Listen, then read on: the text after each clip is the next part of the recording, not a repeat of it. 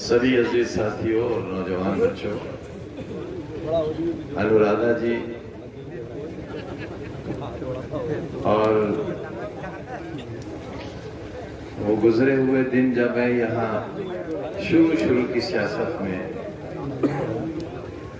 आपके बीच आता था, खालिद भाई की उम्र भी इन्हीं बच्चों जैसी थी।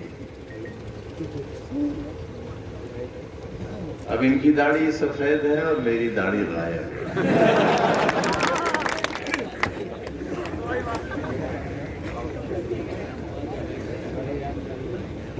आपके बीच पाया भी बहुत है और अपने बीच से खोया भी बहुत है। पाने की कोई जल्दी नहीं है, इसलिए कि कल के तानाशाहों के दौर भी देखे हैं।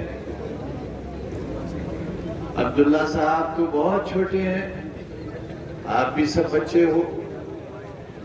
आपने क्या देखा है?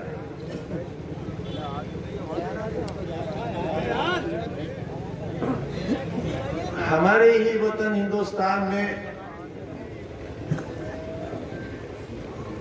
इमरजेंसी के नाम पर ऐसा दौर भी आया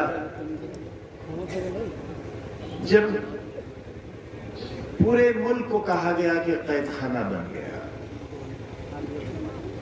मैं बहुत छोटा था उस वक्त, अलीगढ़ यूनिवर्सिटी में पढ़ता था, वकालत की सबसे बड़ी डिग्री कर रहा था। यूनियन के लोग पकड़े गए, मैं भी पकड़ा गया क्योंकि वो सब यूनियन का सेक्रेटरी था और वही सबसे बड़ा ओहदेदार होता था।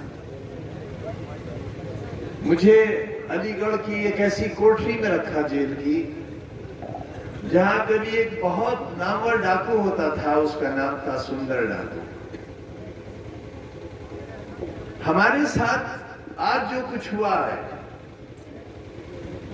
ये कोई अजूबा नहीं है, ये कोई ऐसा नहीं है जिसके लिए हम तैयार नहीं थे, या हमारा हड्डी गोश्त उन हथकड़ियों के लिए आमादा नहीं था।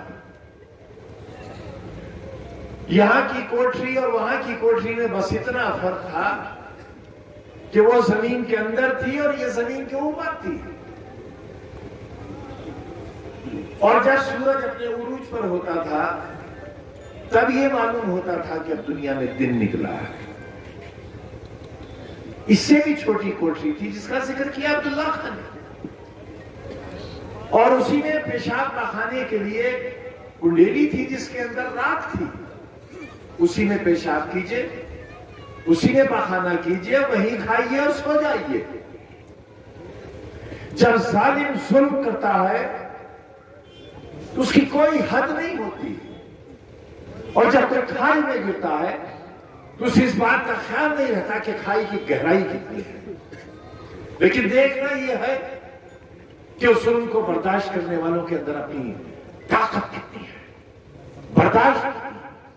और अगर वो बर्दाश्त की कसौटी पर पहली बार पूरे उतर गए तो फिर जिंदगी की आखिरी सांस तक उनके लिए कोई ऐसी कसौटी नहीं बनेगी जिस पर उनके सर को झुकाया जा सके। और हम आज उसी तने पे सर के साथ आपके सामने खड़े हुए हैं, क्योंकि हमने कल भी कुछ सिखाए थे, आज भी कुछ सिखाए।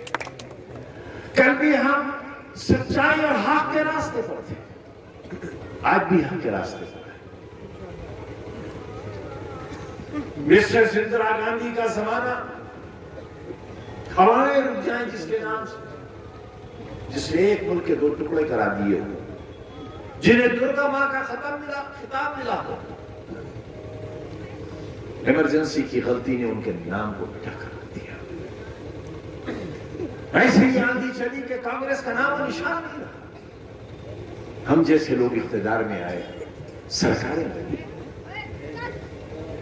एक और भी हादसा हुआ इस मुल्क में बड़ा दर्दनाक, मिसेस इंदिरा गांधी की हत्या हुई। बहुत बुरा हुआ, इंतहाई बुरा। किसी कानून के मुल्क में किसी की जान कानून के फैसले के बगैर ली जाना चाहे वो इंदिरा गांधी हो या कोई अदना सा इंसान हो, गलत है। वो कल भी गलत था, वो आज भी गलत है। लेकिन नतीजा क्या हुआ?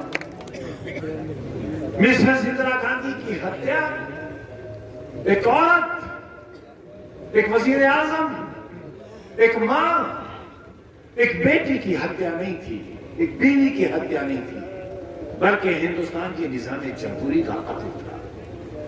और लोगों ने इसे पसंद किया और फिर एक ऐसा इंसानी सैलाब आया कि आज तक हिंदुस्तान की पार्लियामेंट में कांग्रेस के या किसी भी जमात के इतने एमपी जीत कर नहीं आए जितने एमपी कांग्रेस के आए, और राजीव गांधी हिंदुस्तान के वजीर आज़म।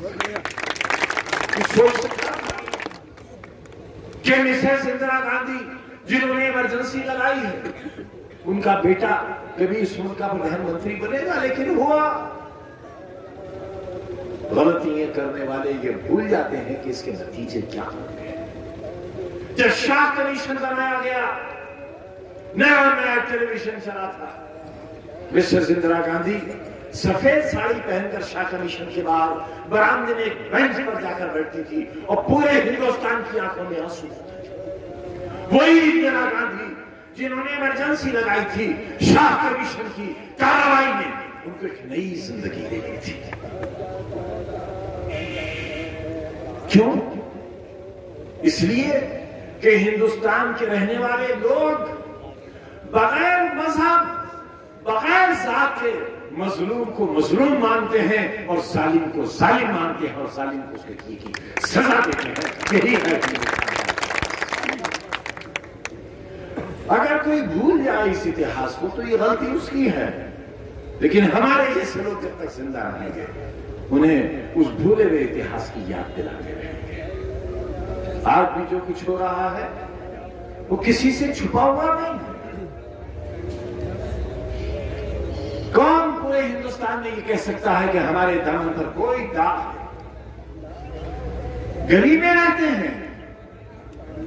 पूरी दुनिया में 2 बैंक अकाउंट है सिर्फ, एक पार्लियामेंट की तनख्वाह का जहां की मेंबरशिप खत्म हो गई, और दूसरा उत्तर प्रदेश की विधानसभा का लखनऊ का बैंक अकाउंट। इसके अलावा पूरी दुनिया में अगर हमारा कुछ है तो जाओ भाजपा वालों, सब तुम्हारे नाम कर दिया।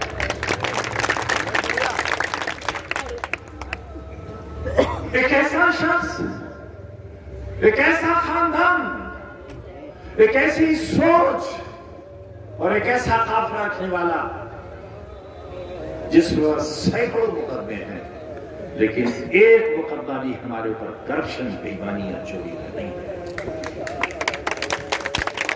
इंसानों को लड़ाने का नहीं है, इंसान और इंसान के बीच तफरीक करने का नहीं है, हिंदू और मुसलमान का नहीं है। आज मोबाइल को खोलते हैं तो सिवाय नफरत के संदेश के कुछ न सुनने को मिलता है न देखने को मिलता है। ये तरक्की का कैसा इस्तेमाल है? ये कैसी तरक्की है जो इंसानों को इंसानी हक देने के बजाय इंसानों से उनकी जिंदगी छीन रही है, उनका वफादार छीन रही है, उनके आपस का भाईचारा छीन रही है, मोहब्बत छीन रही है। ये बस्ती मुसलमानों की है और यहां पर कौन बैठी है? एक मां और उसकी बेटी। इनकी एक एक सांस इंसानियत की अमानत है। अगर इन पर कोई आंख उठाता है तो दुनिया का सबसे नीच व्यक्ति होगा और उसे जीने का कोई हक नहीं होगा। इसी तरह हिंदुस्तान के हर मजलूम के लिए ये उसूल वाजिब है और इसी उसूल से हिंदुस्तान के लोगों ने 7 समंदर पार के फिरंगियों को खिलाया भी। कभी नहीं जाता अंग्रेज। अंग्रेज ने हिंदुस्तान से जाने के लिए कलकत्ता नहीं बनाया था। देखो कभी जाकर अंग्रेज ने कैसा शहर बनाया था। उसने गोवा हिंदुस्तान से जाने के लिए नहीं सजाया था। उसने दिल्ली का कैनाट प्लेस जाने के लिए नहीं बनाया था। उसने लखनऊ का हजरतगंज हिंदुस्तान से जाने के लिए नहीं बनाया था। राष्ट्रपति भवन हिंदुस्तान से जाने के लिए नहीं बनाया था। किसने मंगाया उन्हें? एक लाठी वाले ने। एक उसने जिसके जिस्म पर सिर्फ इतनी कपड़े की धज्जी थी जिससे उसके जिस्म का जरूरी हिस्सा ढका जा सकता हो। कोई जाड़ा हो, गर्मी हो या बरसात, उसे पूरे हिंदुस्तान ने बाबा कौम कहा, राष्ट्रपिता कहा। वो किसी की मां के शौहर नहीं थे, लेकिन हिंदुस्तान के हर बच्चे की बात थी, इसलिए कि उन्होंने गुलामी से आजादी दिलाई थी। दे दी हमें आजादी बिना धड़क बिना ढाल, कोई जंग नहीं हुई। एक चौकी जला दी गई तो बापू ने डंडी मार्च खारिज कर दिया। उन्होंने कहा कि एक ऐसा हिंदुस्तान जो किसी के खून के धब्बों पर आजाद हो, मुझे ऐसा आजाद हिंदुस्तान नहीं चाहिए। आज क्या हुआ? आजाद किए हुए हिंदुस्तान पर बापू के खून की छींटें, बापू की हत्या, और मरते वक्त कौन सा शब्द निकला बापू के नाम से? हे राम। और आज राम के नाम पर एक बापू की हत्या और दूसरी संगापटन में अंग्रेजों के हाथों से सुल्तान टीपू का कत्ल। मालूम है नौजवानों, सुल्तान टीपू के हाथ से जो अंगूठी उतारी गई, जो आज भी बर्तानिया के म्यूजियम में है, और ये बताओ उन लोगों को जो नफरत का संदेश देते हैं, पैगाम देते हैं, इंसान को इंसान से लड़ाते हैं, धर्म को धर्म को से, और जात को जात से लड़ाते हैं, कि बर्तानिया के म्यूजियम में सुल्तान टीपू की जो अंगूठी कत्ल करके उतारी गई थी, उस अंगूठी पर राम लिखा हुआ है। राम।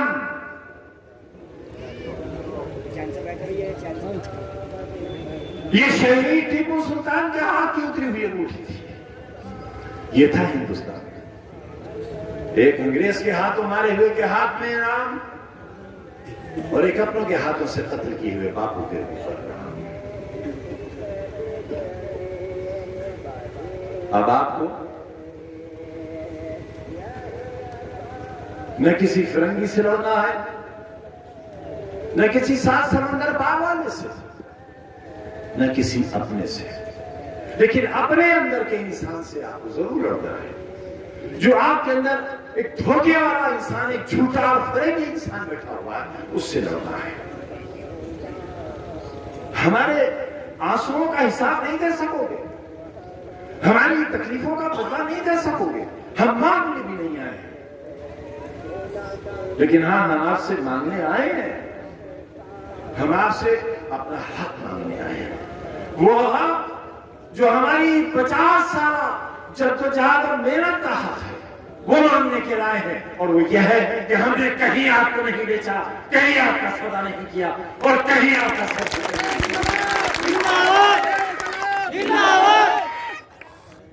कितनी दौलत होती मेरे पास, सोचा है कभी? मेरे पास दुनिया के हर बड़े शहर में महल होता, मेरे अपने जहाज होते, गली में रहता हूं। तुम्हारे बच्चों और तुम्हारी नस्लों के लिए स्कूल बनाए हैं मैंने, यूनिवर्सिटी बनाई है मैंने। तुम्हें कदर नहीं है उसकी, क्योंकि तुम्हारी कमनसीबी है, और मेरी इसलिए कमनसीबी है कि तुमने उसकी सच्चाई को समझने की कोशिश ही नहीं की, और तुमने बहुत कुछ कर दिया। मैं शेर के मुंह से पार्लियामेंट छीन कर लाया था। 1952 के बाद पार्लियामेंट की कुर्सी तुम्हारे हाथ में आई थी, तुम्हारे पास आई थी, वो खो दी। विधानसभा खो दी तुमने, स्वार खो दिया तुमने, टांडा खो दिया तुमने, क्या क्या खोते चले जाओगे। एक वक्त वो आएगा जब तुमसे तुम्हारा वजूद छीन लिया जाएगा, और तुम्हें तुम्हारे पहचानने के लिए कोई शख्स पूरे हिंदुस्तान की जमीन पर खड़ा हुआ नहीं। इसलिए जरूरी है कि अपनी आंखें खोलो और वक्त से टक्कर लो, एक फौरा की दीवार बन जाओ और सच का साथ दो, दिखाओ नफरत के परचम फैलाने वालों को। ये बहन बैठी है हमारी, ये बेटी बैठी है हमारी, और हम इसे उत्तर प्रदेश की विधानसभा में पहुंचाकर अपने सवाल उठवाएंगे, अपनी लड़ाई लड़ेंगे।